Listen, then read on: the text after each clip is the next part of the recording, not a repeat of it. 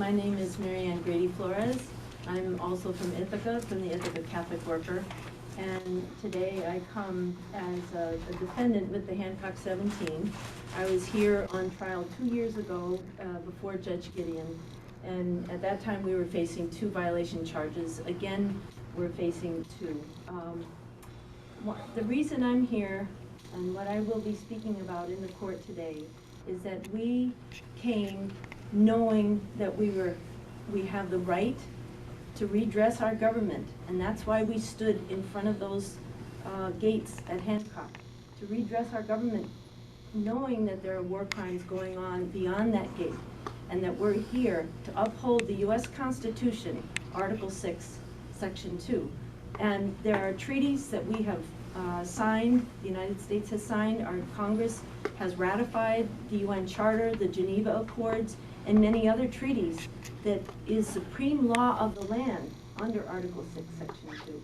And so we know that we are there to help embody these laws. As my sister Claire just said, we're there, we went to Hancock and we will continue to go with the Gandhian wave to say we will not be complicit with our government's war crimes.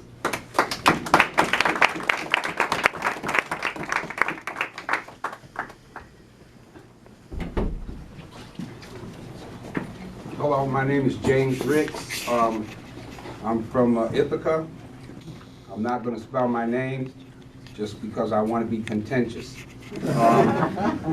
We're a diverse group. I hear my fellow co-defendants. I am a defendant tonight.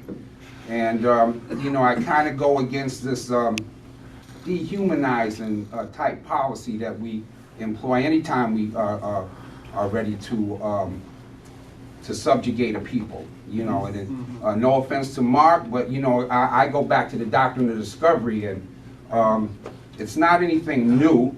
I'm glad that there is diversity even in the hierarchy of the church, and that's a comforting to me right now.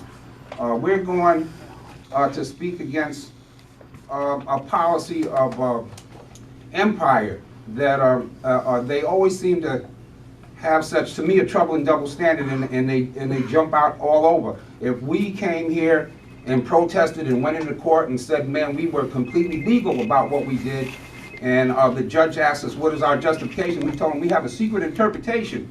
I think he would laugh us out of court, but our government, the CIA and Obama, they kill people extrajudiciously. It's international war crime, and when asked to justify it, they say we have worked out this completely legal justification. And what is it? Well, it's a secret. And to have a secret from the people that are pulling that trigger, that are killing people, that is such a troubling concept for me to even internalize. Somebody kills somebody, and then they tell you that they have a legal secret justification for doing it. I'm surprised that there isn't a lot more commotion and upheaval or concern about that. It seems to just pass by. And I wonder if it's because, excuse me, it's getting kind of warm, but I wonder if it's because of the color of the people that are being killed. I noticed that there are a lot of black and brown and Muslim people that are killed, and these academic, detached kind of arguments, I have to sit and wonder if the children and the women holding these babies and, you know, all of these wedding parties that are killed by this really crazy policy called signature strikes, where they just observe a group of people and they have some kind of formula. If they meet a certain amount of times, they don't even know who these people are, if they're men or women, and be so arrogant to talk about actionable intelligence. I mean, the hypocrisies are rampant, and I have to question it as I watch, even amongst my co-defendants. They have become so astute legally. And I sit and I watch legal discussions taking place, and I know their hearts, though. I've seen them talk about the children and cry about these children. So I know their hearts, but even in having to deal with this thing in court, they have to arm themselves, you know, with some sort of a legal understanding, or I mean, they kind of just take us and arrest us and violate our rights and throw us in jail anyway. So at least if we can kind of familiarize ourselves with the technicalities of the courts, we're making it not that easy. But in observing, even my co-defendants are starting to have these discussions about the legalities. It just gives me, it's like a microcosm of the bigger picture.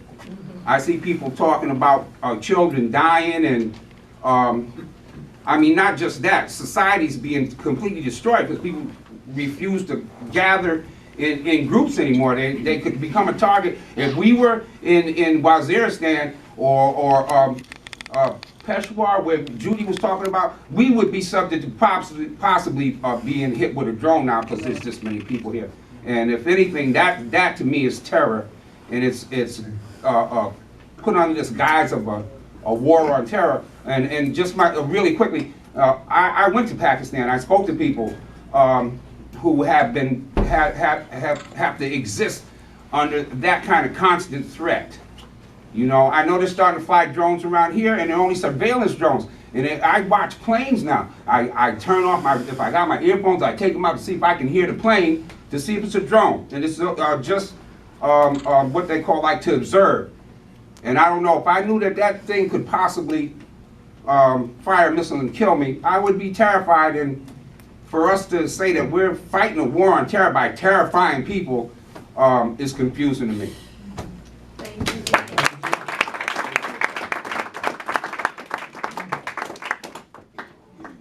Are there any questions from the press that's here? Or does anybody else from the community want to ask questions?